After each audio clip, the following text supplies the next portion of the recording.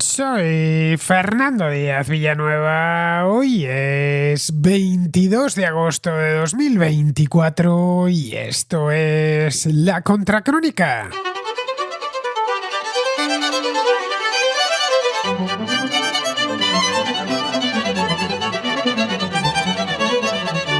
Hace casi 2 años, el 26 de septiembre de 2022, los dos gasoductos Nord Stream, que recorren el fondo del mar Báltico uniendo Rusia y la costa alemana, fueron objeto de un ataque. Ambos quedaron inutilizados en su tramo final, no muy lejos de la isla danesa de Bornholm, pero ya en aguas internacionales. En el momento de la voladura ninguno transportaba gas, pero la infraestructura construida en 2 tandas a lo largo de la década pasada formaba parte de un proyecto muy ambicioso y muy caro de suministro de gas para el centro de Europa. 3 países, Alemania, Suecia y Dinamarca, pusieron investigaciones en marcha para averiguar quién estaba detrás del ataque. La de suecos y daneses no identificó a los autores. La alemana, que sigue en curso, ha señalado a un equipo de ucranianos que, con la colaboración de Polonia, sabotearon los gasoductos. El equipo, según hemos podido saber, gracias a las conclusiones de la justicia alemana, constaba de 6 miembros que alquilaron un pequeño velero en la ciudad de Rostock, en el norte de Alemania, y se hicieron a la mar con él.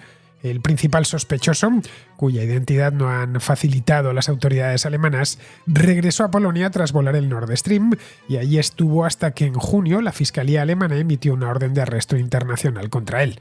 Los polacos informaron que el sospechoso había regresado a Ucrania, cosa que sentó muy mal en Alemania y que ha ocasionado roces entre los gobiernos de Olaf Scholz y de Donald Tusk. Polonia se opuso en su momento a la construcción de los gasoductos Nord Stream, ya que consideraban que era un arma que utilizaría el Kremlin, más tarde o más temprano, para chantajear a la Unión Europea. Los gobiernos alemanes, especialmente el de Angela Merkel, siguieron adelante con un proyecto en el que estaban muy interesados, porque el precio del gas natural proveniente de gasoductos es más contenido que el que se descarga de metaneros. Para un país como Alemania, muy industrializado e intensivo en consumo de energía, poder traer gas por el Báltico suponía un ahorro de muchos millones de euros todos los años.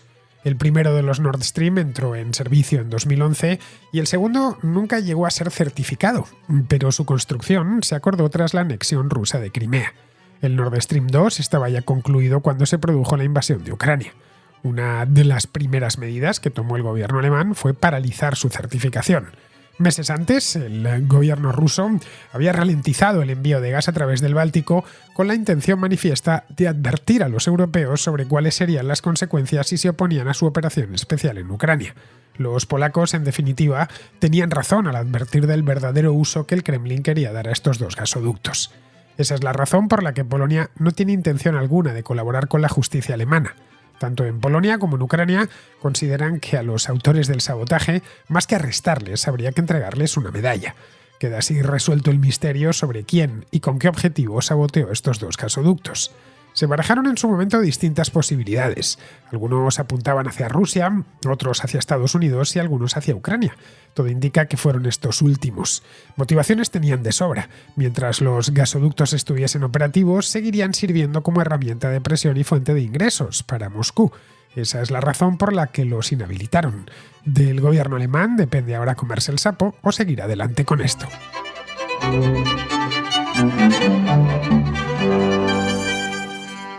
Supongo que recordaréis hace ya casi 2 años, esto fue en septiembre de 2022, el 26 de septiembre, como os he dicho en la introducción, recordaréis aquellas imágenes en las que se veían las aguas del Báltico burbujeando, parecía que estaban hirviendo, como si fuesen una tetera, porque los 2 gasoductos que pasaban por debajo, 80 metros por debajo del agua, habían sido volados. En aquel momento hice un programa sobre este mismo tema, hablando de lo que se sabía, que no era mucho, esa es la verdad.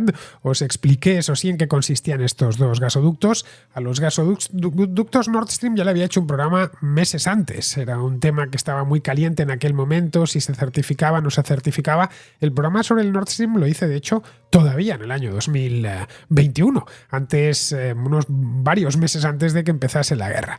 Bueno, os conté cuándo habían sido construidos y toda la polémica que había acompañado su aprobación y su construcción.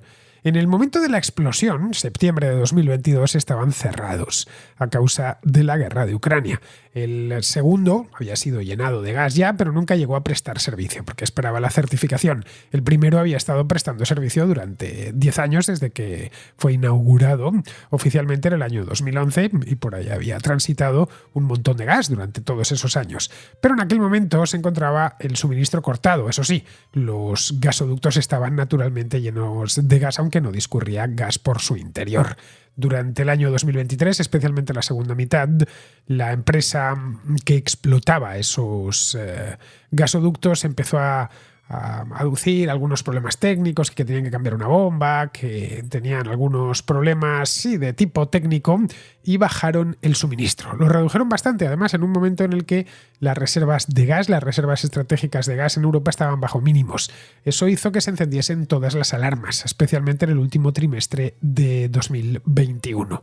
Si el Kremlin planeaba algo, no tenía mucho sentido. A fin de cuentas, el gas se le pagaba puntualmente en euros contantes y sonantes, vamos, que era un gran negocio lo que tenía Gazprom y el propio Kremlin tenían con los suministros de gas natural a Alemania y al resto de Europa. Pero bueno, el tema ya había dado que hablar y esa es la razón por la cual yo había hecho ese programa ya por septiembre, octubre del año 2021, hablando de esta misma historia. En el caso del Nord Stream 1, lo habían suspendido los envíos a poco después de empezar la guerra. Y el otro, nunca, como digo, nunca llegó a estar en servicio, aunque estaba listo para entrar en servicio en cualquier momento. Bastaba con que el gobierno alemán diese su certificación y con eso hubiera empezado a enviar gas a Alemania.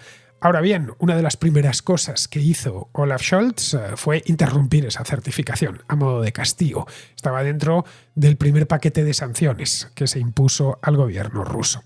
Pero bueno, estaba ahí y podía entrar en servicio en cualquier momento, cosa que querían evitar los ucranianos. Y dicho así de forma más general, todos los gobiernos del este de Europa. Estos mismos gobiernos, Polonia, etcétera, bueno, la propia Ucrania naturalmente, habían advertido durante años que no era una buena idea la de esos dos gasoductos de gran envergadura que intensificaban la dependencia europea del gas ruso.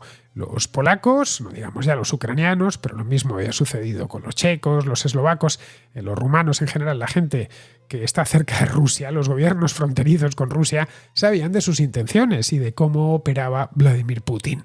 No hacían más que recordar en Bruselas continuamente y en Berlín y en París de cómo se podía liar de gorda. Les acusaban de ser exagerados, alarmistas, etc. Y cuando sucedió lo de Crimea, en Bruselas vieron que efectivamente que había un problema serio en el este y ya que en el año 2022 con lo de Ucrania vieron que aquello no tenía un arreglo fácil. El hecho es que se opusieron ya desde la primera década del siglo a que se construyesen estos gasoductos. Para Ucrania, la Ucrania ya invadida, era de vital importancia que ese gasoducto no entrase en servicio, pero es que estaba listo para hacerlo. Nadie impedía, por ejemplo, que si Putin hacía algunas concesiones, hay que irse mentalmente al principios de 2022, o se mostraba dispuesto a dialogar, el gobierno alemán, que estaba muerto de miedo en aquel momento, se ablandase y certificase de un día para otro el Nord Stream 2 como muestra de buena voluntad. Junto con el 1 se volviese a abrir y todo volvería a la normalidad. Entre ambos, la capacidad de transportar gas del Nord Stream, del complejo Nord Stream, es inmensa. Entre ambos tenían una capacidad de 110.000 millones de metros cúbicos de gas al año. Podremos pensar, eso es mucho, es poco, es muchísimo. Para que nos hagamos una idea de su tamaño, el Medgas, que es un gasoducto que se abrió en el año 2010, si mal no recuerdo, que comunica la costa argelina con la costa española, a la altura de Almería, entra por Almería. Bueno, realmente comunica los yacimientos de Hassi R'Mel, que están en el centro de Argelia, en el desierto del Sáhara, con Almería. Pero bueno, su parte submarina es la que va desde cerca de Orán hasta muy cerquita del puerto de Almería. Bien, este gasoducto, un gasoducto bastante nuevo, ya digo, del año 2010, tiene una capacidad de 10.500 millones de metros cúbicos anuales, es decir, 10 veces menos que el Nord Stream. Según se desprende de la investigación alemana, que muchas partes ya han sido filtradas a la prensa, los detalles los llevaba el Wall Street Journal la semana pasada, el Journal, que ha seguido este tema desde el principio, Ha hecho además su propia investigación, ha estado haciendo llamadas, escribiendo correos electrónicos, en fin, persiguiendo esta historia por Alemania y por todo el este de Europa. Bien, según se desprende de lo que sabemos de la investigación, más de lo que han averiguado los periódicos, varios oficiales del ejército y empresarios ucranianos se reunieron en Kiev en el mes de mayo de 2022 para celebrar el éxito de su país al detener la invasión rusa. En aquel momento, aquello tenía solo 2-3 meses y estaban los ucranianos muy contentos porque pensaban que iban a sucumbir, no iban a durar ni 2 semanas y al final, a la vuelta de 2 meses, no solo no habían sucumbido, sino que los propios rusos se estaban replegando de aquellos pasillos que hicieron durante las primeras semanas. Y se reunieron en Kiev, entiendo que en un restaurante, para celebrar esto. Eran unos cuantos oficiales del ejército y unos cuantos empresarios. En esa reunión, según parece, alguien sugirió un siguiente paso un poco loco, que era destruir el Nord Stream. Al fin y al cabo, los 2 gasoductos que transportaban gas natural ruso a Europa aportaban miles de millones de dólares a la maquinaria bélica del Kremlin. Así que, ¿qué mejor manera de hacer pagar a Vladimir Putin por su agresión a Ucrania que volarle los gasoductos? Poco más de 4 meses después, en la madrugada del 26 de septiembre, los sismólogos de la costa sueca detectaron una serie de señales que indicaban un terremoto submarino o una erupción volcánica a cientos de kilómetros de distancia. Aquella zona, el mar Báltico exactamente, no es especialmente problemático respecto a los terremotos ni a los volcanes, pero bueno, es lo que detectaron, cerca de la isla de Bornholm, que pertenece a Dinamarca. No era un terremoto, naturalmente, sino 3 explosiones, grandes explosiones, seguidas de la mayor liberación de gas natural a la atmósfera jamás registrada, es decir, todo lo que había en los ductos en ese momento. Fue el equivalente, lo que se liberó a la atmósfera, a las emisiones de CO2 de Dinamarca durante todo un año. Se trataba, cuando ya al día siguiente se supo lo que había pasado, empezaron a sobrevolar helicópteros, fueron barcos de guerra de varios países, en fin, nos llegaron un montón de imágenes. Fue uno de los sabotajes más espectaculares de toda la historia. Algo digno de una película. La operación, naturalmente, supuso ya el cierre definitivo del Nord Stream, de los 2, porque habían quedado destrozados, y además suponía un ataque a una infraestructura fundamental de un país como Alemania, en este caso. Algo que podía considerarse como un acto de guerra, según el derecho internacional. A partir de ahí se empezaron a barajar teorías, cada cual más imaginativa, sobre quién sería el responsable de esto, quién estaba detrás. En aquel programa que hice yo, en aquella época, pues no se sabía realmente nada, más allá de las imágenes y cosas muy superficiales, pero ya comenté, si mal no recuerdo, algunas teorías que estaban en el aire, por supuesto ninguna todavía sin poder aportar pruebas. Unos decían que había sido la CIA, los terminales del Kremlin insistieron mucho con que había sido la CIA. Otros pensaban que había sido el propio gobierno ruso, que había sido Putin el que había puesto esto en marcha. Algunos dijeron que quizá los ucranianos, que a fin de cuentas eran los primeros beneficiados. Tras el sabotaje, y para recopilar pruebas, porque una cosa es hablar y hablar se puede hablar mucho, pero es cuando acusas a alguien de algo, tienes que poner, además de algo tan gordo como volar un gasoducto submarino, tienes que poner muchas pruebas encima de la mesa. Y esas pruebas no se recopilan en 2 días ni en 2 semanas, llevan bastante tiempo. Bueno, se pusieron en marcha 3 investigaciones. Al haber sido en aguas internacionales, pero entre 3 países, esa parte final, esa cola del mar Báltico, cuando ya se aproxima hacia los estrechos, es decir, hacia Dinamarca, allá hay 3 países en un espacio pequeño. Está en uno de los lados, hacia el oeste está Dinamarca, al sur está Alemania y al norte la región de Escania, es decir, la costa de Suecia. Pues los 3 gobiernos, suecos, daneses y alemanes, se pusieron a investigar. Las investigaciones que hicieron los suecos y los daneses no arrojaron resultados, ninguno. La tercera sí. Han pasado los alemanes casi 2 años investigando y consideran que tienen probados una serie de hechos. Aseguran, por ejemplo, que fue un equipo ucraniano quien lo hizo. La operación costó, según han dicho, $300.000. Para que nos hagamos una idea, construir el Nord Stream 1 costó 7.500 millones de euros. El segundo fue más caro todavía, costó 9.500 millones de euros. Es decir, un total de 17.000 millones de euros y salió por unos 300.000 euros destruirlo. Es decir, pocas veces se ha destruido algo tan caro con una bala tan barata, si queremos llamar a este ataque una bala. Es decir, 300.000 euros es nada al lado del destrozo que ocasionaron. Para ello los saboteadores se valieron de un velero pequeño, turístico, de recreo, que alquilaron en Rostock, una ciudad que está en el norte de Alemania, en la costa de la antigua República Democrática Alemana, con una tripulación de 6 miembros. Había entre ellos varios submarinistas muy bien entrenados, civiles.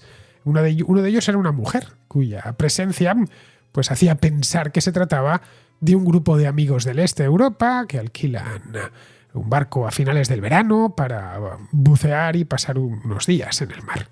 Así que, a pesar de que se habló de todo, que había sido un golpe de alta tecnología, etcétera, aquí no hubo drones, ni submarinos, ni satélites, ni tipos como James Bond con gadgets de alta tecnología. Lo único que hubo fue un grupo de ucranianos en un velero de alquiler llamado Andrómeda, de 50 pies, es decir, unos 15 metros de eslora, y ganas de jugársela, porque realmente la operación tenía más complejidad de la que parece.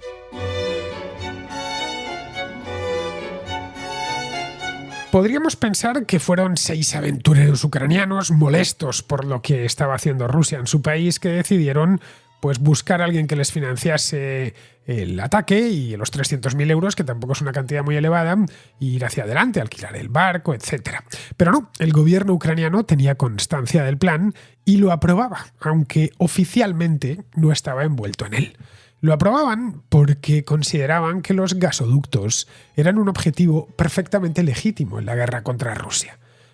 Y consideraban que ese gasoducto era ruso, no que era alemán, sino ruso. La investigación alemana, eso sí, ha sido muy exhaustiva. Han obtenido pruebas de correos electrónicos, de comunicaciones por teléfonos móviles y también por teléfonos satélite. Han obtenido huellas dactilares, muestras biológicas, muestras de ADN de todo el equipo de los saboteadores. Eso sí, en ningún momento han vinculado directamente el ataque con el gobierno presidido por Zelensky. Los rusos, por su parte, pues siguen culpando a la CIA y a Estados Unidos de estar detrás de todo, incluso de haberlo saboteado directamente ellos con una unidad especial de buzos militares, una cosa así. Han dicho que la investigación alemana, que es una investigación, por cierto, muy bien hecha, es un cuento de los hermanos Grimm. Esto es algo consistente con la propaganda del Kremlin, que niega a los ucranianos capacidad de agencia, es decir, capacidad para hacer nada, salvo lo que les ordenen los estadounidenses y las potencias de la OTAN.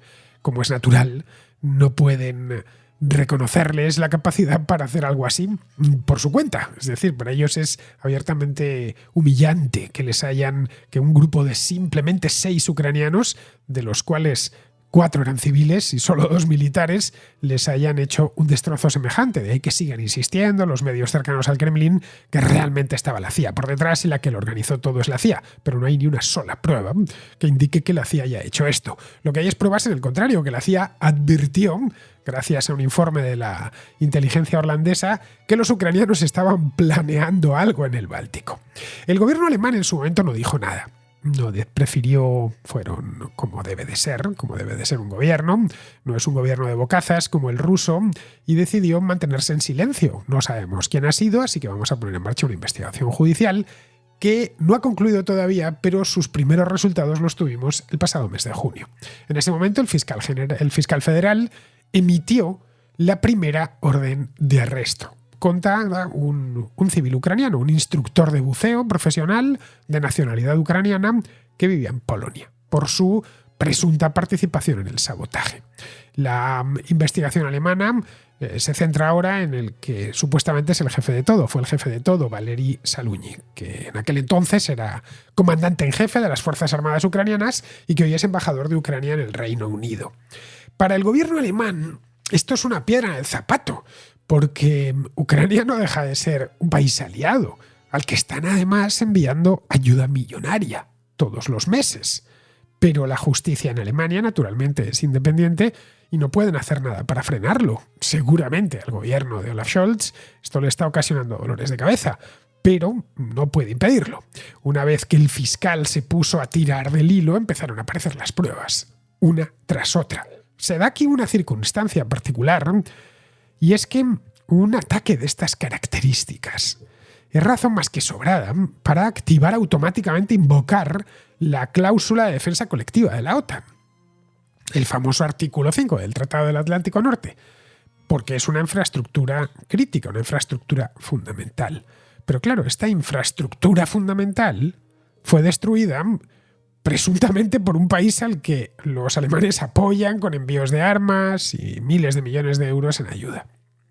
Cabe preguntarse, y esto es algo que se han preguntado los propios alemanes, si los ucranianos pagaron esto con dinero llegado de Europa, que ya solo, de Alemania concretamente, que eso ya sería rizar el rizo. Les entregamos dinero y nos vuelve ese dinero para volarnos un gasoducto. Mira, al parecer no era una cantidad muy elevada, como hemos visto, solo 300.000 euros, y ese dinero lo pusieron los empresarios. Lo que sí puso el ejército ucraniano fue la coordinación.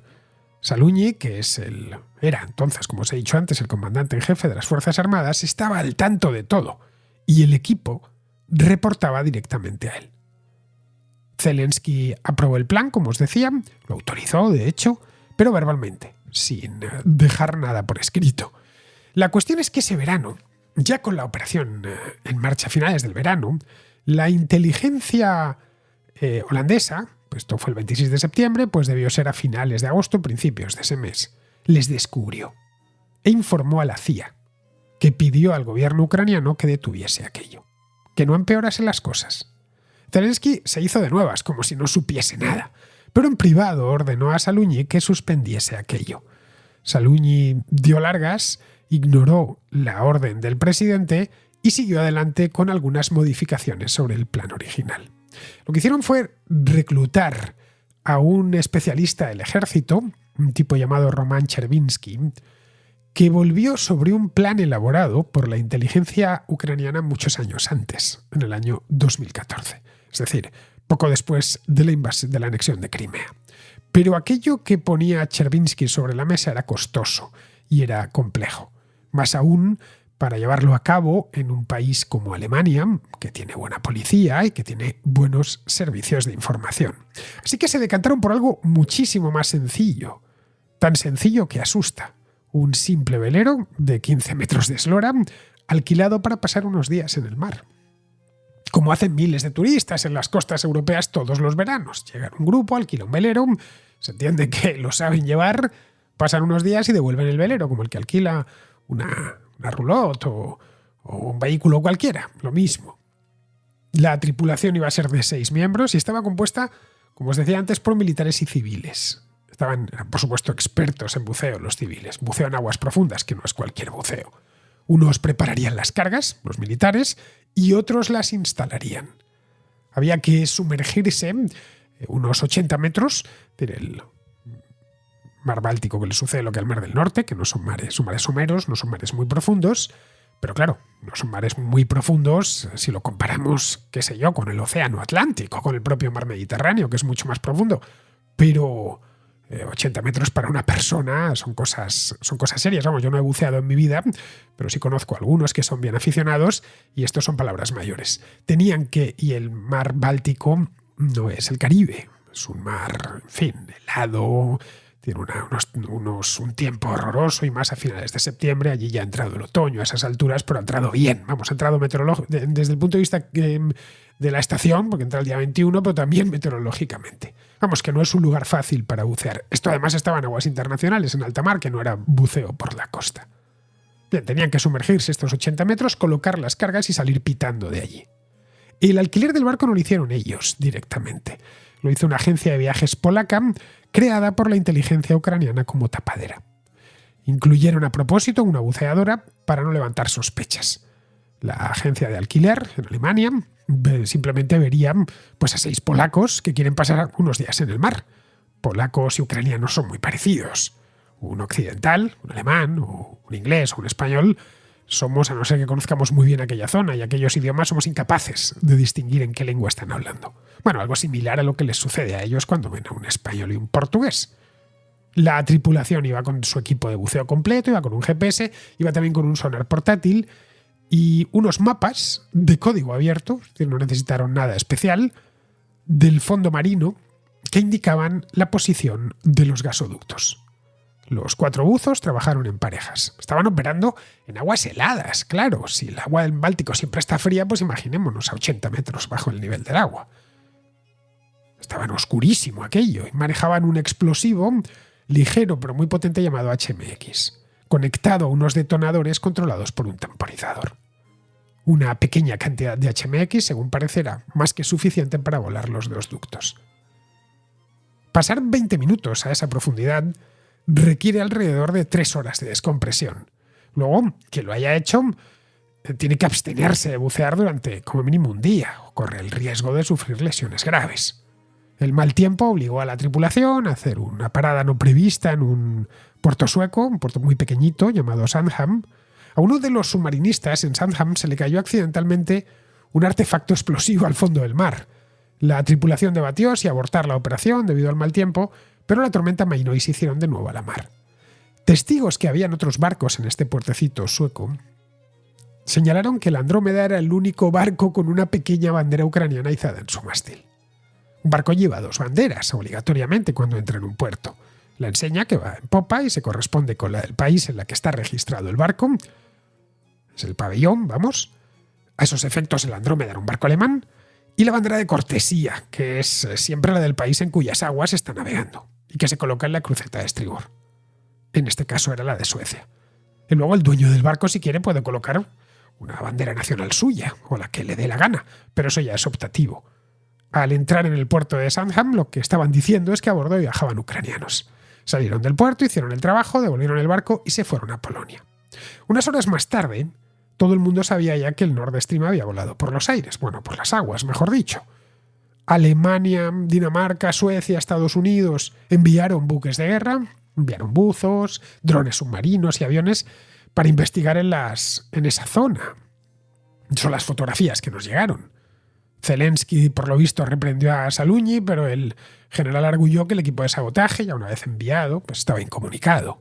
Le dijo que era algo así como un torpedo, que una vez disparado ya no puedes detenerlo.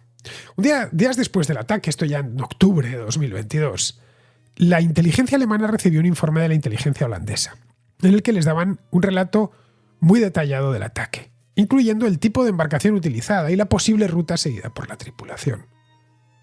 Los holandeses habían estado al tanto de todo. Habría que preguntarse por qué los holandeses lo habían detectado tan pronto y con tanto acierto. A ver, Holanda no es un país del norte de Europa, pero no es un país ribereño del Báltico. Y lo que pase entre Alemania, Suecia y Dinamarca, pues no les debería importar mucho. En principio es así, pero la inteligencia holandesa se especializó en todo lo relacionado con Ucrania y Rusia tras el derribo del MH17, el vuelo de Malaysia Airlines que hacía la ruta Ámsterdam-Kuala Lumpur y que fue derribado en julio de 2014 con algo así como 190 holandeses a bordo cuando sobrevolaba el Donbass. La policía alemana, entre tanto, investigaba por su cuenta.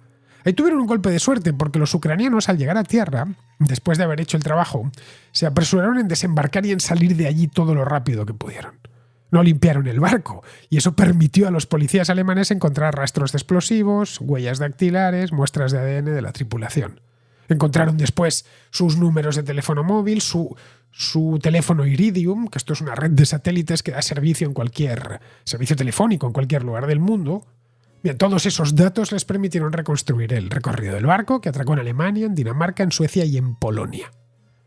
Las autoridades estadounidenses llegaron incluso a colaborar pidiendo una orden judicial para obtener de Google los correos electrónicos que utilizó un empresario ucraniano para alquilar el barco y se los entregaron a los alemanes. Ese empresario ucraniano se había puesto en contacto con varias empresas de alquiler de barcos en Suecia y en Alemania desde mediados de mayo de 2022, es decir, desde poco después de aquella reunión. Los investigadores analizaron luego todo el tráfico de telefonía móvil en las zonas donde se encontraba el barco. Esto les tocó rastrear miles de conexiones para extraer datos relevantes.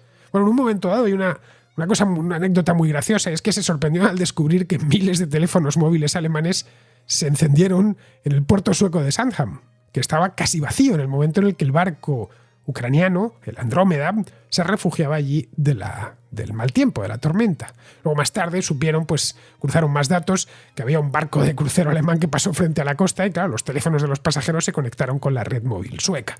Tienen lo del roaming dentro de la Unión Europea, pues para mirar el WhatsApp y sus cosas. Otra de las escalas la hicieron en Polonia, en el puerto de Kołobrzeg, el antiguo Kolberg, en Pomerania Occidental. Esto está a unos 90 kilómetros de la frontera alemana, donde es posible que cargasen los explosivos. Los polacos se limitaron a registrar la entrada del barco y a comprobar que sus tripulantes llevaban pasaportes europeos, cosa que los llevaban. En el puerto náutico hay cámaras de seguridad, cuyas imágenes pidió el juzgado alemán, pero les dijeron que se habían corrompido las imágenes accidentalmente y que no estaban disponibles. Que todo indicaba que los saboteadores eran ucranianos y que contaban con el apoyo polaco. Pero más lejos no podían ir al otro lado del Oder, ya que ni la policía ni la justicia polaca se mostraban dispuestas a colaborar. Al contrario, cuando recibieron la solicitud de extradición de algunos miembros del equipo ya identificados que estaban en Polonia, les contestaron que se habían marchado a Ucrania, donde no extraditan nunca a sus propios ciudadanos. Respecto a Salugny, que en aquel momento era comandante en jefe de las Fuerzas Armadas, se mantuvo en su puesto hasta febrero de este año. Es un tipo muy popular en Ucrania, ya que se le considera uno de los responsables de que el país haya resistido contra los rusos. Le tienen algo así como un héroe. Pero Zelensky sabía que la justicia alemana estaba detrás de él. Así que le nombró embajador en Londres, a pesar de que él es militar profesional y no sabe nada de diplomacia, pero eso le otorga inmunidad diplomática. El nombramiento llegó unos días después de que la justicia alemana emitiese una orden internacional de arresto contra uno de los miembros del equipo, cuyo nombre no ha trascendido. Seguramente se encuentre en Ucrania, junto al resto del equipo. Salugny, por su parte, ya reside en Londres. Presentó sus credenciales ante el gobierno de Keir Starmer el 11 de julio. Allí lleva un mes y medio de mucho ajetreo. Por lo que he podido ver en la cuenta en X de la embajada ucraniana en Londres, ha dado conferencias, ha visitado universidades y se ha reunido y fotografiado, por lo que he podido contar, con los embajadores de Alemania, de Francia, de Canadá y de Estados Unidos. Que nadie le va a importunar en el Reino Unido, que es el país más pro-Ucrania de toda Europa occidental. En resumen, que nadie lo quiere decir en voz alta, pero todos creen que hizo lo correcto volando el Nord Stream, un gasoducto que seguramente nunca debió construirse.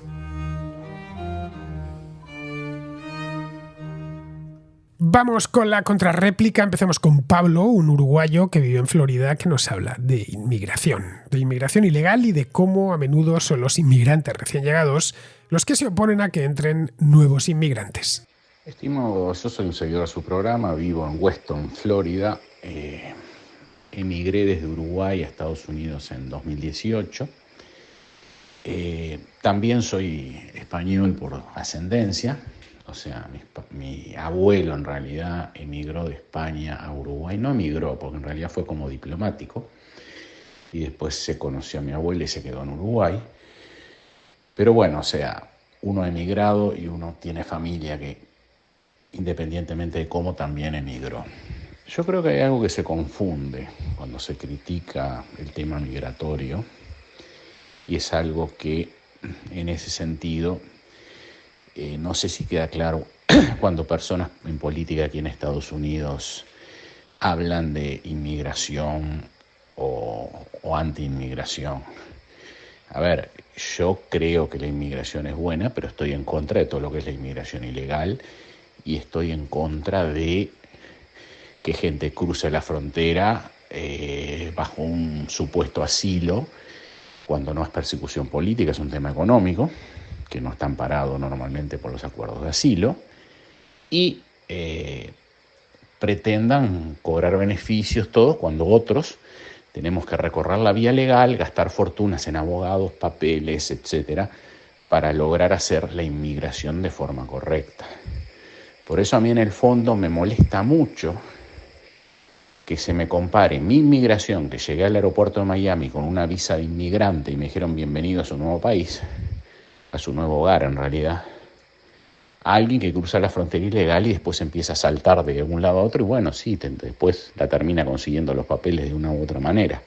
A mí me parece que no son cuestiones comparables, ni uno puede estar en contra de una y estar a favor de la otra.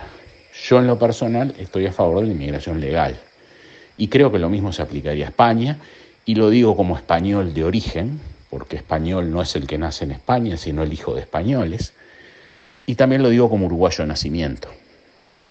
Así que bueno, creo, y como ciudadano americano que desde abril del año pasado me naturalicé como ciudadano.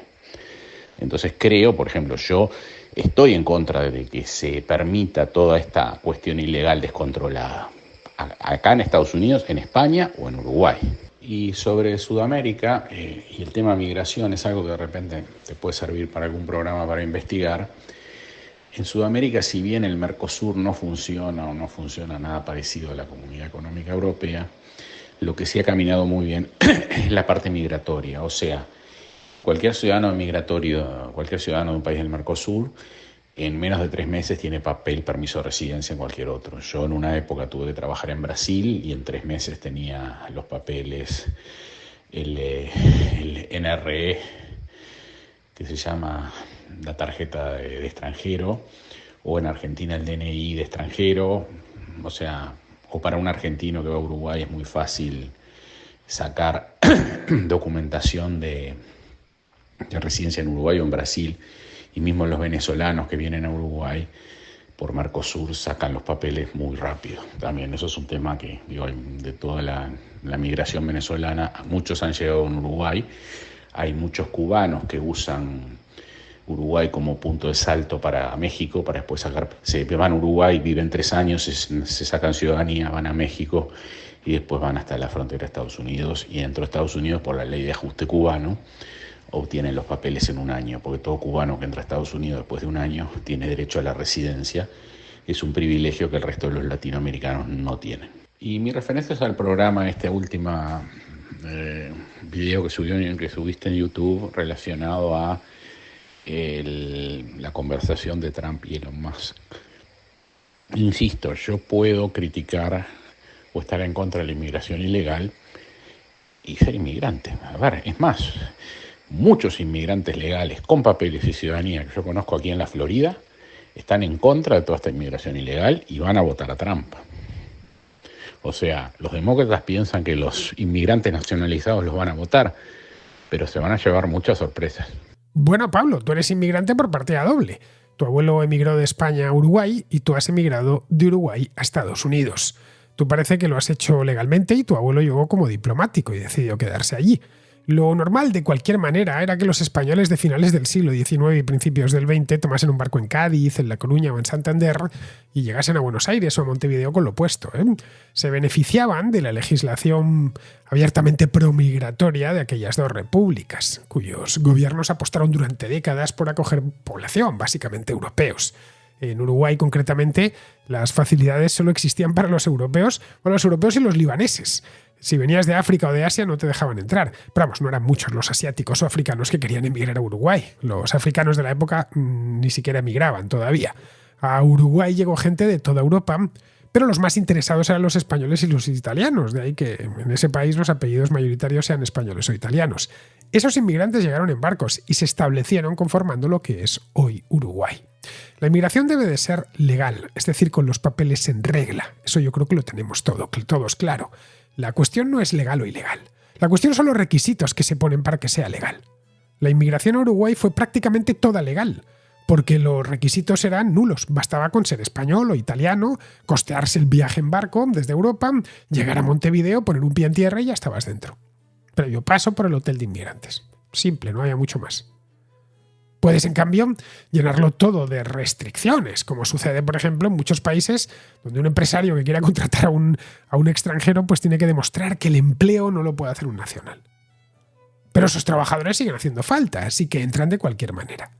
Porque si algo te dice una ruta migratoria o la dirección de una ruta migratoria, es lo deseable que es un lugar dado. Uruguay dejó de recibir inmigrantes en la década de los 60, cuando dejó de ser deseable. Poco después empezó a expulsar población. A España le sucedió lo contrario. Hasta los años 60 estuvo expulsando población. Y a partir de los 80 empezó a ser lo suficientemente deseable como para que inmigrantes de otras partes del mundo se interesasen por establecerse allí, a pesar de que la regulación migratoria es dura, pero da igual porque vienen de cualquier manera. Sucede entonces que a la vuelta de unos años hay que regularizar a toda esa gente que vive en el país y trabaja en él, pero que está en un limbo legal. Es decir, que siempre va a existir la inmigración ilegal, pero cuantas más restricciones le pongas, más inmigración ilegal habrá. Y menos posibilidades de trabajar tendrán esos, por lo menos trabajar legalmente, esos inmigrantes ilegales. Bien, seguimos con Jesús, que nos habla de la xenofobia en Inglaterra. Buenos días, Fernando. Un saludo. Mira, estaba escuchándote lo que comentas. Estoy cuál era para la contrarréplica o donde tú consideres. Estaba escuchándote comentar un poco en lo que hablas sobre los ingleses y sobre la actitud que tienen con las fronteras y tal. Yo viví allí 3 años y me costó mucho entenderlo al principio y me veo un poco reflejado. Me sorprende que una persona como tú, cuando está hablando de no son racistas, no son racistas, evidentemente no son racistas, son xenófobos. Y yo estuve allí y me costó mucho entenderlo, pero claro, luego ves que sí, tienen amigos indios, amigos de color negro, muchísimos racializados, muchos amigos, pero los españoles, italianos, franceses que estábamos allí, no teníamos amigos ingleses.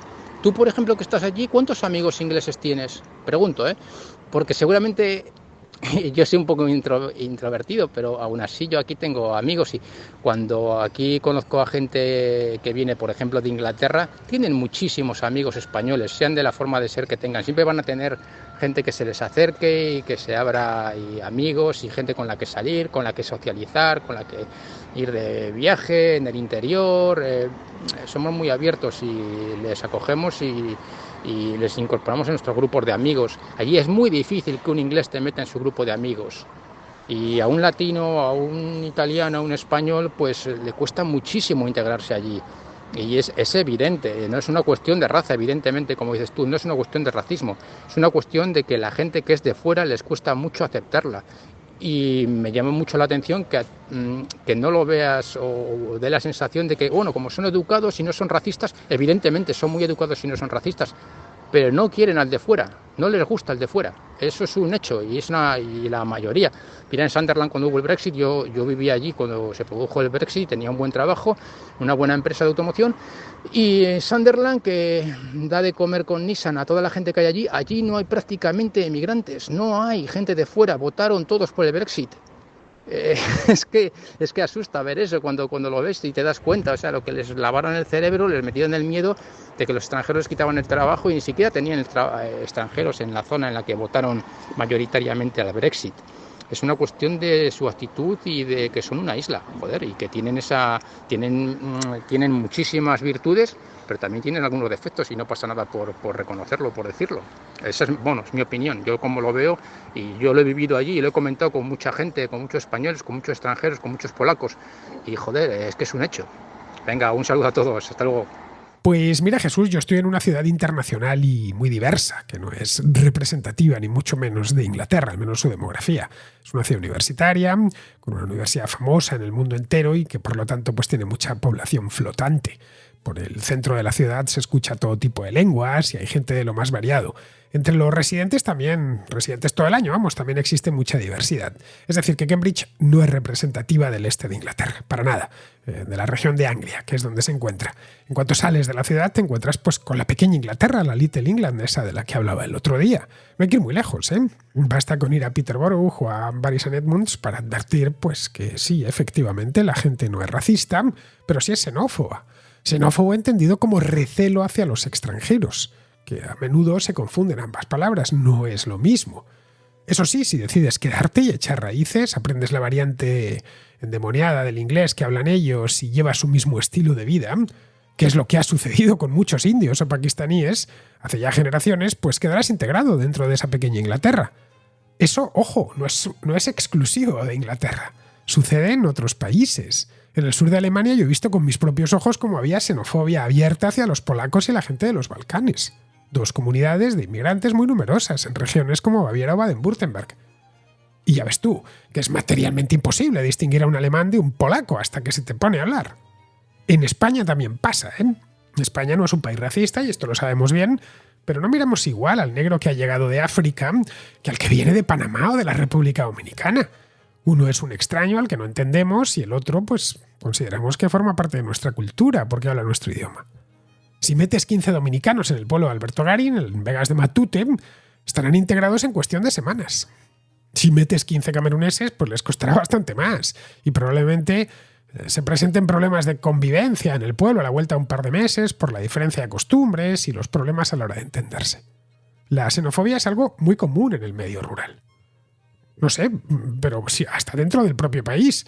Tú toma un grupo de 15 campesinos gaditanos y mételo en la comarca del Goierri, en Guipúzcoa, o viceversa. Toma 15 guipuzcoanos de campo, ¿entiendes? Y llévatelos a un pueblo de la Sierra de Grazalema. En ambos casos son españoles, pero con costumbres ligeramente distintas. En las grandes migraciones internas, las que se produjeron dentro de España en el siglo XX, aparecieron muchos problemas de xenofobia, especialmente en el País Vasco y en Cataluña, que es donde llegaron más inmigrantes junto con Madrid. Allí para los forasteros se acuñaron términos como maqueto o charnego. Donde hubo una integración mucho mejor fue en Madrid, porque esos inmigrantes interiores llegaban a un entorno urbano, que ya de por sí era diverso antes de su llegada.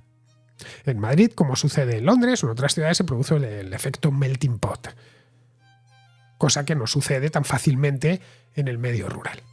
Y esa Little England es esencialmente rural, no la imagen de rural que tienen muchos españoles de pueblitos pequeños, no, son pueblos grandes, prósperos, con pleno empleo, fábricas, etc., pero no deja de ser el medio rural. No es una ciudad densa como puede serlo el centro de Londres o no digamos ya las ciudades del sur de Europa. Bien, pues vamos a terminar, vamos con Pizarro, que nos habla de Kamala Harris. Si eres la suplente de alguien con una enfermedad incapacitante, que te toque suplirle es lo previsible. Si la incapacidad se concreta en un abandono sin tiempo para establecer una competencia y selección entre opciones, que le toque al siguiente de la lista es lo previsible.